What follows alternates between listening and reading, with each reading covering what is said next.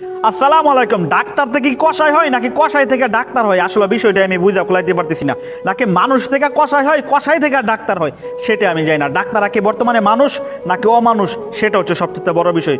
যদি আপনি ডাক্তারকে কষাই বলেন, তাহলে যে কষায়ের যে ধর্মটা আছে কষাই, তাদেরকে অপমান করা হবে। সেই কষায়ের নামটা কি?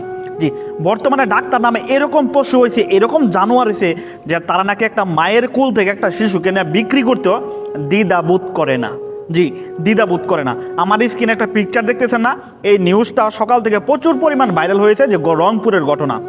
রংপুরের ঘটনা, একটা গরিব অসহায় মহিলাকে সিজার করাইছে একটা হসপিটালে, বাধ্যতামূলক সিজার করাইছে। বাধ্যতামূলককে ওই মহিলা গেছে সহযোগিতার জন্য, তারা বলছে জি সহযোগিতা করব। সেই সহযোগিতা করার নামে এই অবস্থা করছে। নিউজটা মনে হয় আপনাদের চোখে পড়ছে, ঠিক আছে? সিজার করানোর পর ওই বাচ্চার বাবা যখন টাকা জোগাড় করতে না পারে, ঠিক সেই মুহূর্তে মেডিকেলের যে অফিসার, বড় অফিসার, উনি বাচ্চাটাকে বিক্রি করার পরামর্শ দেয় এবং বিক্রিটা করে উনারই একজন পরিচিত লোকের কাছে, যে ওই 40,000 টাকা মাত্র শুধু মেডিকেলের বিল পরিশোধ করানোর জন্য। এটা কি ওর জন্য মেডিকেলের বিল পরিশোধ নাকি রে ভাই বাচ্চার ব্যবসা করে?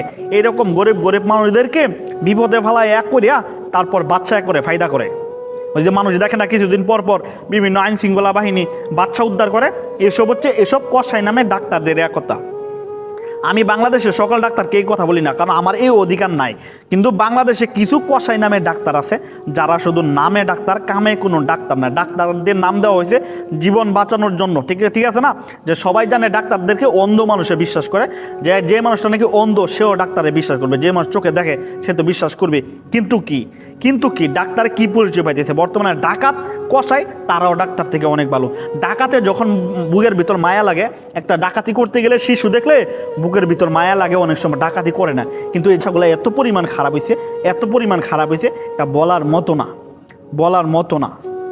ঠিক আছে? তারা নিজেরা টাকা কামানোর জন্য এমন একটা পন্থা বাইসা নিছে, মানে এটা বলার মতো না। আল্লাহ তাদেরকে হেদায়েত দান করুক।